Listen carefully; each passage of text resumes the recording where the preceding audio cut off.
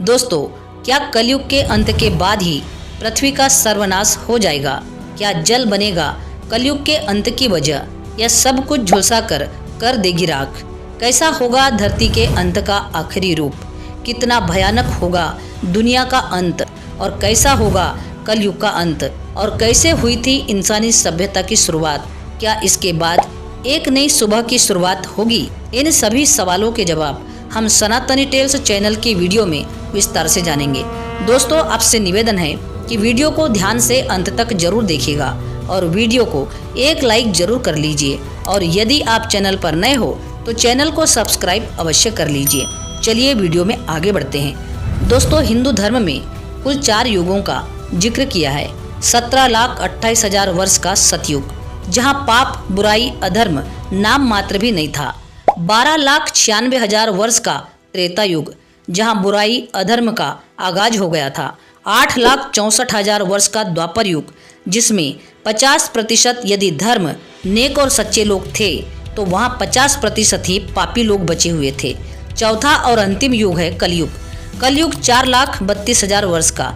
दोस्तों, इसे सबसे बड़ा पापी युग कहा जाता है, क्योंकि कलयुग में न तो धर्म बचे, न ही नेक और न ही सच्चे लोग।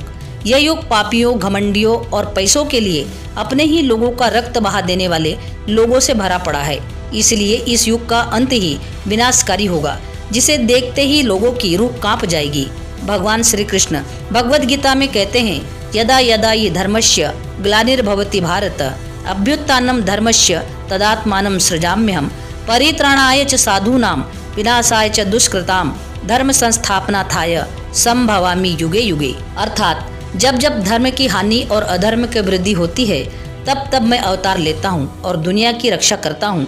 जैसे त्रेता युग में श्री राम बनकर आए, द्वापर युग में श्री कृष्ण बनकर आए, उसी तरह कलयुग में भगवान विष्णु आखिरी अवतार यानी कि कल्कि के रूप में प्रकट होंगे और पापियों का नाश करेंगे। लेकिन दोस्तों, कलयुग का अंत कितना भयानक होगा? क्या इसके बाद एक नए युग की शुरुआत होगी? क्या पृथ्वी का नाश हो जाएगा?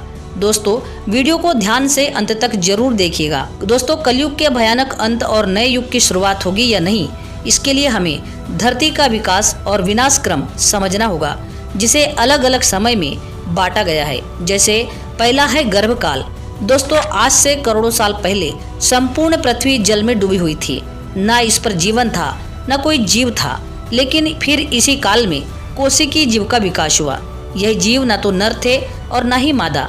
दूसरा है शैशव काल। इस काल में ऐसे जीवों का विकास हुआ जो रेंग सकते हैं, जिन्हें पानी के साथ साथ वायु की भी जरूरत थी, यानी ये पानी के साथ साथ धरती पर भी निकलने लगे थे। शैशव काल के बाद तीसरा काल आया कुमार काल, जो इंसानी सभ्यता के लिए बड़ा कदम था। लेकिन इस काल में जिन जीवों का विकास हुआ, उनकी नाक, आँख, मुंह, लगभग शरीर का पूरा भाग था जो उन्हें धरती में घूमने के लिए मदद करता था। इन्हीं जीवों में बंदर भी शामिल थे। नंबर 4 है किशोर काल। दोस्तों, किशोर काल में जीवों ने प्राणियों की शक्ल ली। यह वो समय था जब जिज्ञासु अल्पबुद्धि प्राणियों का यानी हम इंसानों का विकास हुआ। 5वां है युवा काल। दोस्तों, इस काल में इंसानी सभ्यता के विकास की एक नई और जरूरी सीढ़ी रही, क्योंकि इस काल के आते आते हमने कृषि, पशुपालन और प्रकृति से रोजगार बनाना सीख लिया था। ये परंपराएं हजारों साल तक चली। उसके बाद आया है प्रौढ़ काल, यानी कि वर्तमान समय, जिन्हें हम वर्तमान में जी रहे हैं। इस काल में चरित्रहीन, अधर्मी, क्रूर, ढोंगी लोग इस धरती का विनाश करने में लगे हुए हैं। लेकिन दोस्तों, काल का यह चक्र यहीं खत्म नहीं होता, बल्कि इसके बाद आएगा वृद्ध काल। जैसे ढलती उम्र के साथ बुढ़ापे में इंसान दुखी हो जाता है, वैसे ही वृद्ध काल भी दुख, दर्द, तकलीफों से भरा होता है। इस काल में लोग दुखी, परेशान, त्रस्त और हर तरह से हताश हो चुके रहेंगे। इनकी उम्र बहुत कम होगी और लंबाई भी बौने जितनी होगी। 8वां है जीर्ण काल। यह काल में धरती पर जीवों के विनाश की शुरुआत होगी, क्योंकि पापी मनुष्य इतने ज्यादा तबाही मचा चुका होगा कि धरती सूख जाएगी। कई कई किलोमीटर तक पानी की बूंद भी नहीं मिलेगी और यहीं से होगी इंसान से विनाश की लीला। 9वां है उपराम काल। दोस्तों, इस काल में सूर्य, चंद्र, मेघ सभी गायब हो जाएंगे। मौसम में इतने बदलाव होंगे कि कुछ समझ में नहीं आएगा। एक के बाद एक अकाल पड़ेगा, चारों ओर प्रलय का माहौल होगा, पृथ्वी ताप की चरम सीमा पर होगी और यही होगा कलयुगी मनुष्य का आखिरी समय। दोस्तों हालांकि 4,32,000 से अभी 5,132 वर्ष ही बीते हैं, अभी भी 4,26,875 वर्ष बाकी है। यानी यह सब अभी नहीं होगा, लेकिन जब होगा तो कितना भयानक होगा, इसका जिक्र हमें धर्म ग्रंथों में मिलता है।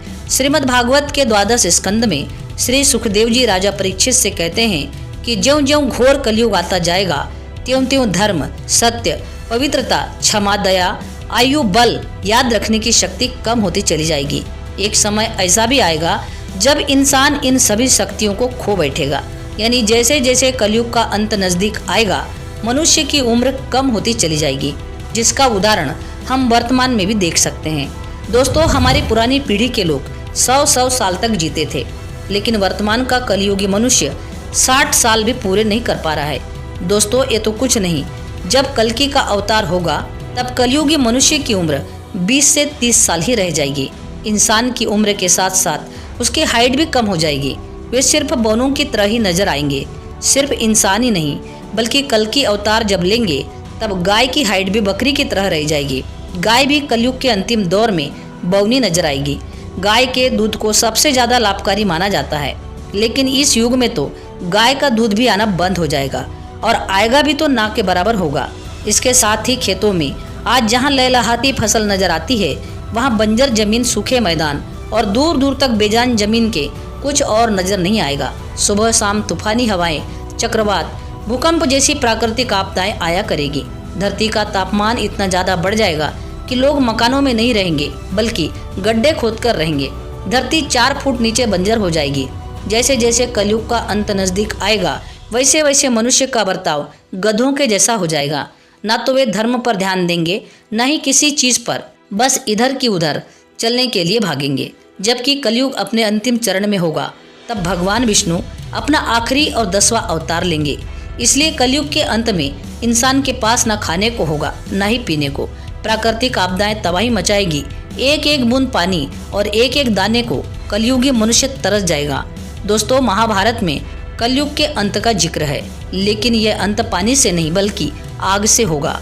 धरती पर ताप इतना बढ़ जाएगा कि जमीन आग उगलेगी। सूर्य का ताप इतना बढ़ जाएगा कि इंसान इस तपन को बर्दाश्त नहीं कर पाएगा। बारिश पूरी तरह से बंद हो जाएगी। देखते ही देखते हर चीज जल जाएगी और दुनिया का अंत हो जाएगा। इसके बाद में शुरू होगी बारिश, जो 1 दिन या 2 दिन नहीं बल्कि 12 वर्षों तक लगातार होती रहेगी। पूरी धरती जलमग्न हो जाएगी। फिर होगी नए युग की शुरुआत, दोबारा गर्भकाल से, यानी पृथ्वी का दोबारा उदय होगा और यह संसार फिर से बसना चालू हो जाएगा। श्रीमद् भागवत के अनुसार ऐसा कहा जाता है कि 2 कल्पों के बाद सृष्टि का अंत होता है। हर कल्प में एक अर्थ तबाह होती है और एक कल्प में 4 युग होते हैं, यानी 2 कल्पों में 2 चतुर्युग, यानी करीब 4 अरब 32 करोड़ मानव वर्ष। तो दोस्तों आपने देखा कि दुनिया की भयानक तस्वीर कितनी ज्यादा डरावनी होने वाली है। कलयुग के अंत को लेकर आपके पास जो भी जानकारी है कमेंट में जरूर बताना और साथ ही जय जगन्नाथ अवश्य लिखना। दोस्तों वीडियो पसंद आई हो तो वीडियो को लाइक, शेयर और सब्सक्राइब अवश्य करना। पूरा वीडियो देखने के लिए आपका बहुत बहुत धन्यवाद।